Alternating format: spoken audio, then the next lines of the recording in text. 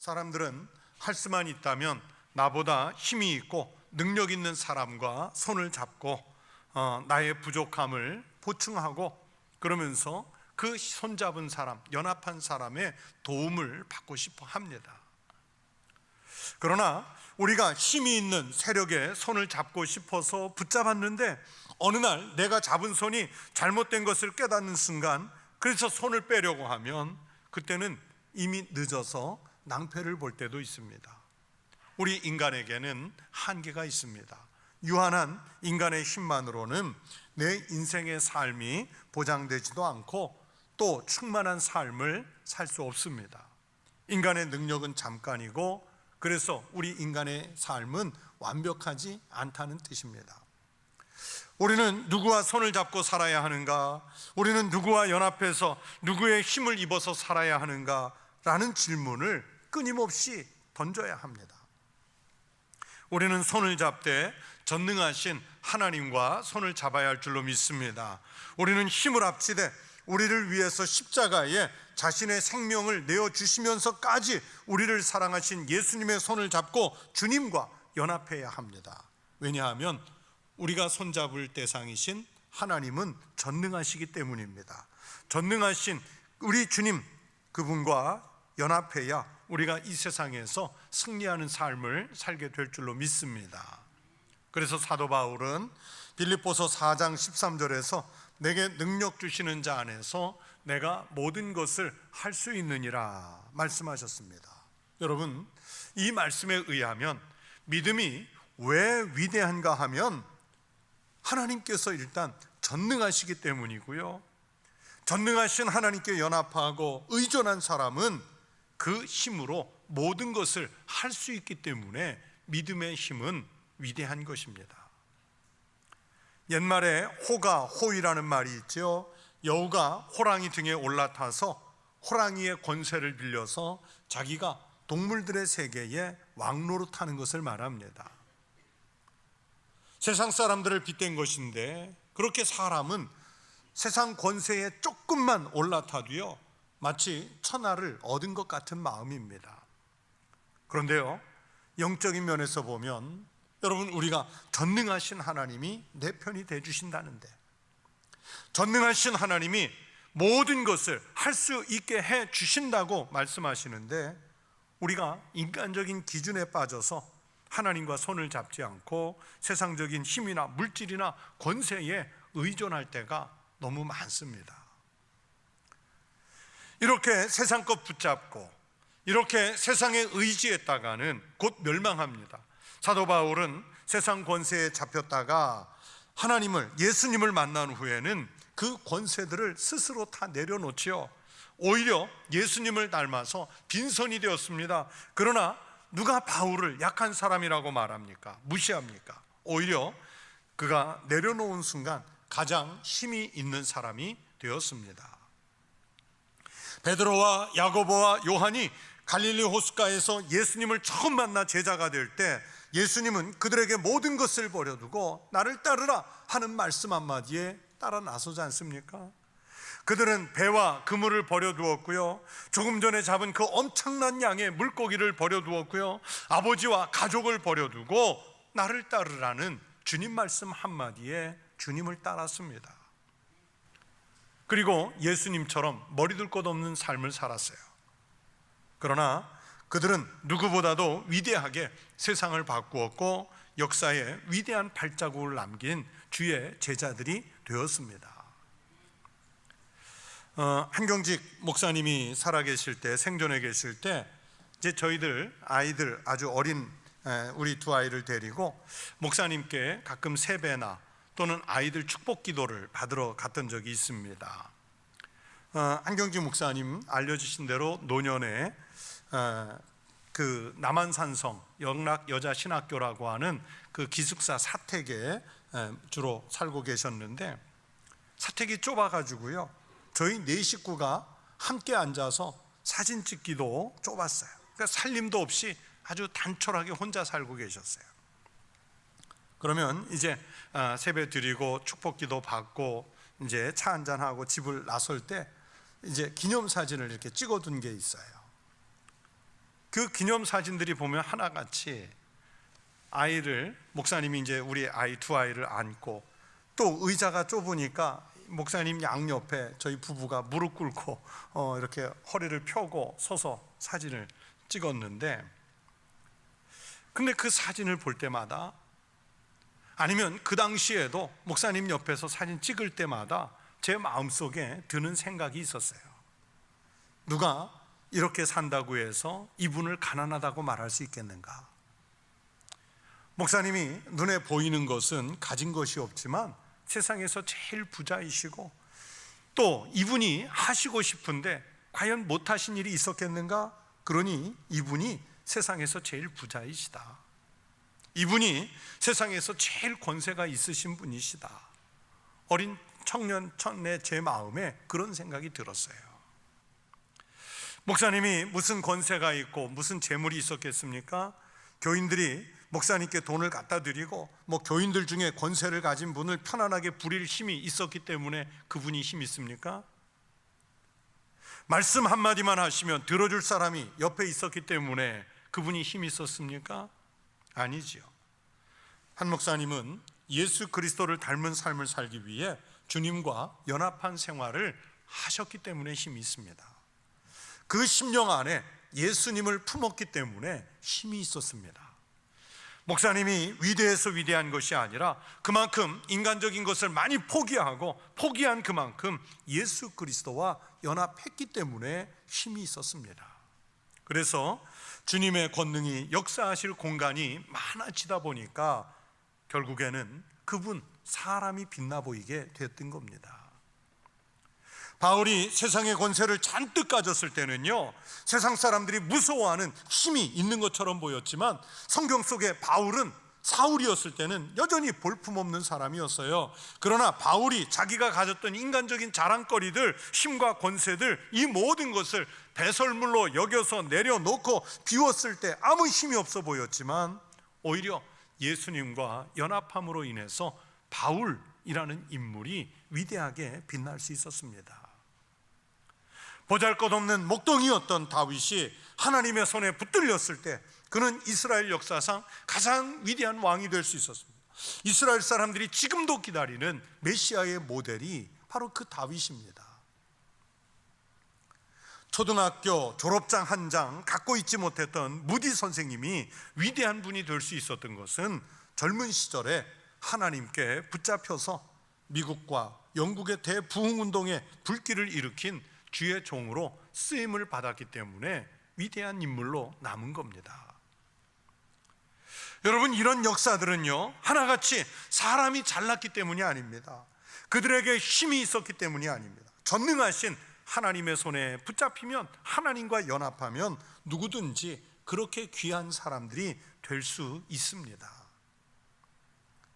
앞에서 잠시 말씀을 드렸는데, 여러분, 예수님께서 제자들을 선택하시던 기준들을 다시 생각해 보시기 바랍니다.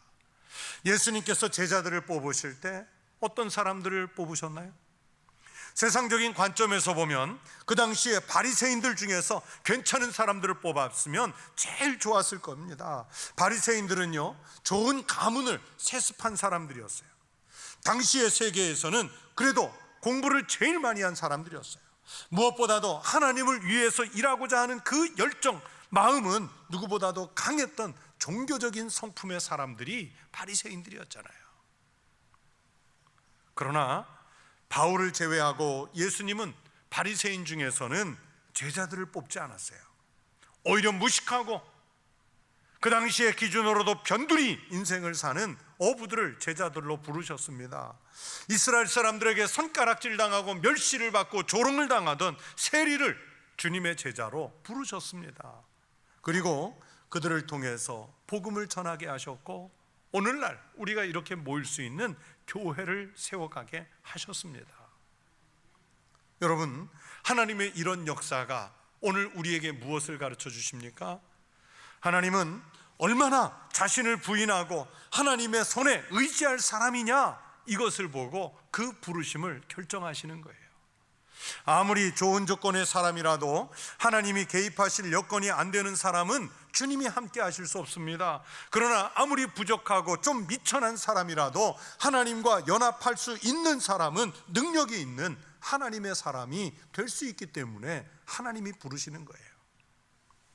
바로 여기에 하나님이 사람을 사용하시는 위대한 기준이 있습니다. 성경의 말씀처럼 먼저 믿었다고 주님의 일 크게 하는 것 아니고요, 먼저 직분을 받았다고 순서대로 주님의 일을 맡기는 것 아닙니다. 많이 배웠다고 주님이 그의 지식을 사용하시는 것도 아니에요.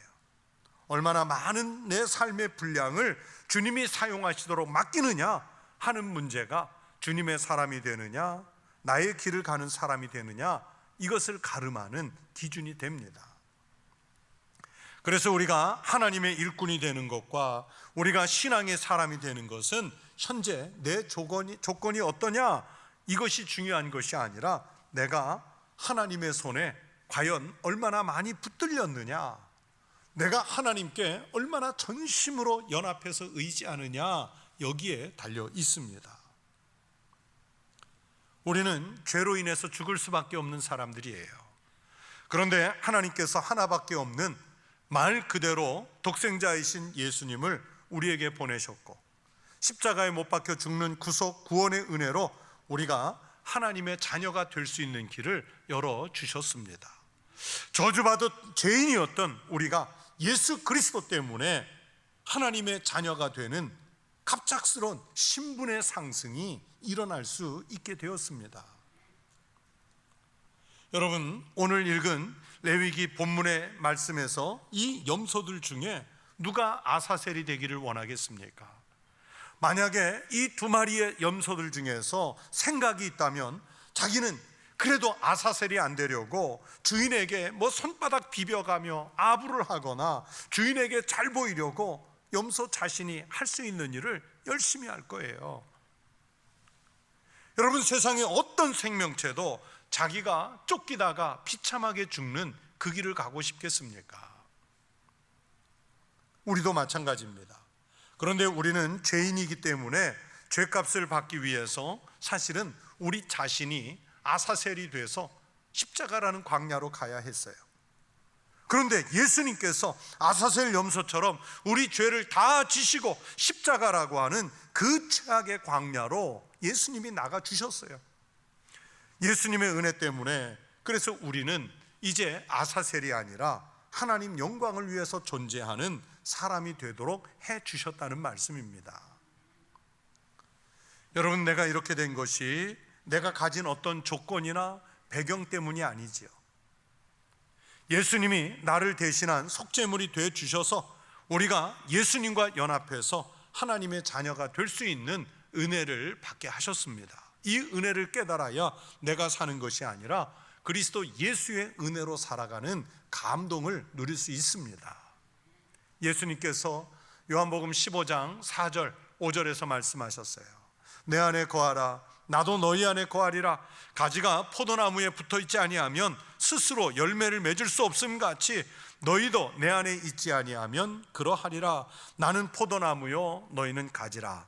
그가 내 안에 내가 그 안에 거하면 사람이 열매를 많이 맺나니 나를 떠나서는 너희가 아무것도 할 수 없음이라. 여러분, 예수님의 이 말씀을 경청하십시오. 우리는 분명히 부족합니다. 우리는 열등해요. 그러나 우리가 그리스도이신 예수님과 이 말씀대로 연합해 있으면 나도 모르는 사이에 정말 아름다운 신앙의 열매를 맺는 사람들로 변화가 일어날 줄로 믿습니다.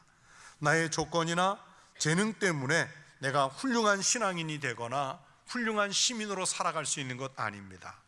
주님 때문에 내가 귀한 존재가 됐고 그 주님 때문에 오늘 내가 살아가는 복을 누리게 된 줄로 믿습니다.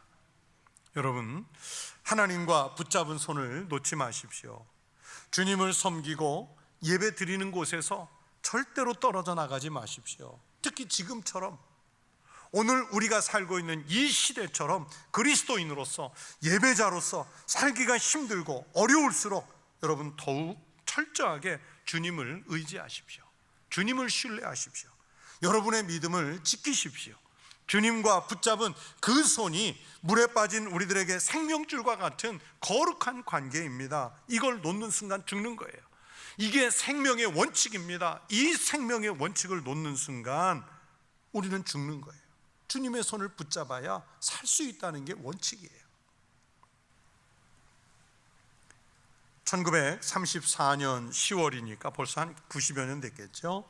우리나라 사람들이 모택동이라고 부르는 마오쩌둥, 그 마오쩌둥이 이끄는 공산당 8만 명의 군대하고 우리가 보통 장개석이라고 부르는 장제스의 그 국민당 군대가 싸워서 국민당 군대가 대승을 거두고 공산당은요 거의 괴멸 직전까지 갔었어요.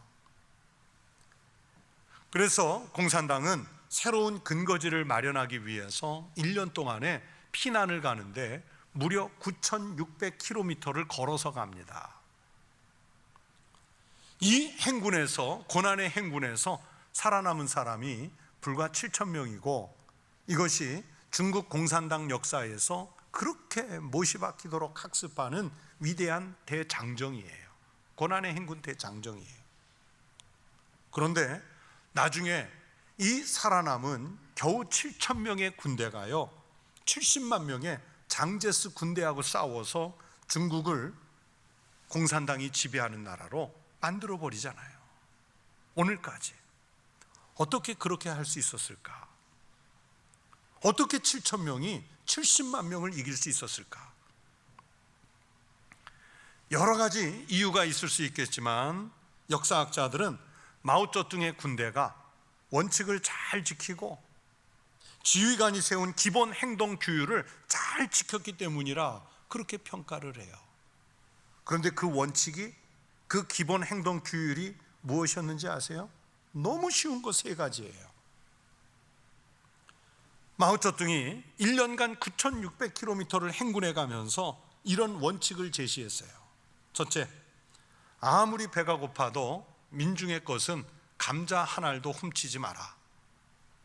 둘째, 잠자리를 위해 사용했던 건초는 반드시 묶어서 제자리에 갖다 놔라.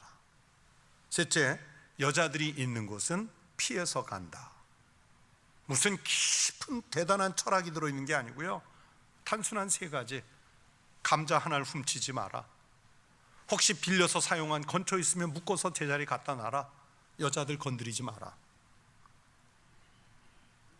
공산당 군대는요 도망가는 입장이었지만 이 원칙을 잘 지켰어요. 함부로 민가에 들어가지 않았고 또 들어가서 빌려서 사용한 것이 있으면 반드시 복구해 놓았고 여자들을 손대지 않았어요. 이 규율을 이해하게 된 중국 사람들이 우리가 그토록 나쁘다고 위험하게 생각하는 이 공산당을 칭찬하기 시작해요. 젊은이들이 민심이 돌아서서 이 공산당에 자원 입대를 해요. 결국에는 이 70만 명의 국민당과의 전쟁에서 이겨서 우리가 지금 보고 있는 대로 장제스의 군대는 대만으로 쫓겨갔고요, 그 엄청난 대륙은 공산당이 지배하잖아요. 여러분, 공산당이 지배하는 나라라는 자신들의 그 이념적 목표를 이루기 위해서 이 기본 중에 기본인 원칙을 지킨 거예요. 자기들이 정한 기본에 충실했어요. 우리가 잘 아는 대로 이데올로기에 붙잡힌 사람들이 무서워요. 여러분, 그 이데올로기에 붙잡힌 사람들은요 자기 이념, 자기 신념을 성취하기 위해서 이런 기본적인 것 말고도요 어떤 때는 자기 목숨도 당의 이념을 향해서 내놓는 그런 사람들이에요. 그래서 공산주의에 대해 조금 공부하다 보면요, 저도 신학대학원에서 학생들에게 주체사상을 제가 가르쳤었거든요. 이제 신학 입장에서 공산주의는요 목숨도 버리는 사람들이에요. 그래서 어느 때 보면 저 사악한 공산주의를 위해서 목숨까지 버리는 저 사람들이 예수 믿는다, 예수 잘 믿는다, 주님을 위해 헌신한다 하는 우리 신앙인들보다 더 나아 보일 때가 있어요. 더 헌신적으로 보일 때가 있어요. 여러분, 우리는 하나님의 나라를 꿈꾸며 사는 사람들입니다. 이 땅에서 잘 되고 영원한 생명을 꿈꾸려면 우리가 지켜야 할 신앙의 원칙을 잘 지켜야 해요. 기본에 충실해야 합니다. 이것이 성공하는 비결이고, 이것이 승리하는 비결이고, 이것이 주님으로부터 하늘의 생명을 얻는 길입니다. 우리의 원칙과 기본이 무엇이겠습니까? 하나님 편에 서는 것 아니겠어요? 하나님의 손을 붙잡는 것 아니겠습니까? 하나님과 연합한 삶을 사는 것입니다. 세상은 자꾸만 우리 신앙보다 더 중요한 것이 있다면서 우리가 그것에 마음을 빼앗기도록, 더 중요한 것에 마음 빼앗기도록 유혹을 해요. 오늘날 같이 황금 만능주의, 물질 만능주의 시대에 돈이 없이 어떻게 사냐, 가난하면서 어떻게 예수 믿겠냐, 돈이 최고다 그러면서 경제적인 부를 이루는 것에 마음 빼앗기도록 자꾸만 우리를 유혹해요. 요즘에 제일 큰 우상 중에 하나가 자식 농사예요. 자식 농사가 잘 되어야 한다면서 하나님 성을 섬기는 것보다 자식 성공시키는 게 최우선인 시대에, 자식을 우상 만드는 시대에 지금 우리가 살고 있어요. 어제 저녁에 뉴스를 보는데 요즘 거의 매일 나오는 뉴스 중에 하나가 수도권에 있는 큰 그 수천 세대 넘는 아파트 단지에 택배 못 들어가는 거, 그죠? 또 같이 나오는 뉴스 하나가 또 있었는데 어제 3년 전 2018년부터 여전히 택배가 못 들어가고 있는 또 다른 아파트 단지, 3년 전에 크게 이슈가 됐던 그 단지가 나왔어요. 뉴스에서 보는 대로 택배차가 너무 높아가지고 지하 주차장으로 못 들어가는데 주민들은 자꾸 지하 주차장 들어오라 그러고, 택배 하시는 분들은 차가 높아서 못 들어가니까 지상에서 하겠다고 그러고, 그러면서 이제 우리는 배달 못한다, 갖다 달라 해서 지금 계속 논쟁 중이죠.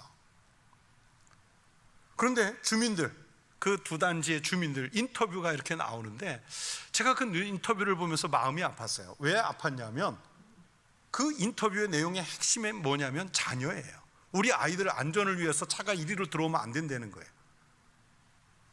사람이 자식만 있습니까? 택배 하시는 분들은 소중하지 않나요? 거기를 오고 가는 어르신들은 안 소중하신가요? 그런데 인터뷰한 사람들은 하나같이 자녀 얘기만 하더라고요. 물론 편집해서 잘렸을 수도 있는데, 제가 그러면서 옆에 아내 보고 아이고 그놈의 자식이 뭔지, 자식이 우상이다 그랬어요. 내 아이의 안전을 위한다면서 택배하는 분들은 안 보이는 거예요, 눈에. 거기를 걸어 다니시는 어르신들은 눈에 안 보이는 거예요. 우리가 우상이 됐어요. 우상이 됐어요. 건강은 얼마나 큰 우상이 됐습니까? 마치 건강이 최고의 자산인 것처럼 우상이 돼버렸어요. 전염병이 만연한 지금 이 위험한 시대에 예배 몇 번 거르는 게 뭐 중요한 문제냐, 예배 안 드려도 나 봐라 별일 없지 않냐, 그러면서 자꾸 우리 신앙을 시험하게 만들어요. 이런 세속의 문제들은 한마디로 하나님 편에 서지 말라, 하나님 손 잡지 말라, 하나님 없어도 예배 안 드려도 사는데 지장 없더라 그러면서 우리가 하나님과 연합하지 못하도록 자꾸만 유혹을 해요. 하나님과 갈라진 삶, 하나님이 없는 삶을 살아도 괜찮다고 시험합니다. 그러나 성도 여러분, 안 괜찮아요. 하나님 없이 그렇게 살면요, 그 죽는 길이에요. 망하는 길이에요. 나중에 그 사람이, 그 영혼이 아사셀이 돼서 그 영혼이 비참한 길을 가요. 하나님과 연합한 삶을 살아야 합니다. 하나님을 영화롭게 하는 삶을 살아야 합니다. 그 길이 죽는 길 같으나 진정 살 길은 바로 주님을 따르는, 주님과 연합한 길에 있는 줄로 믿습니다. 신앙이 위협을 받는 이 위기의 시대에 여러분의 신앙을 잘 지키시기 바랍니다. 승리하는 인생을 살고 싶으세요? 그러면 하나님 손을 꼭 붙잡으십시오. 위험한 세상에서 평안을 얻고 싶으세요? 주님께 보호를 요청하십시오. 그렇게 하나님과 연합한 삶을 사셔서 하나님께 영광을 돌리고 여러분은 생명을 얻는 복을 얻으시기를 주의 이름으로 축원합니다.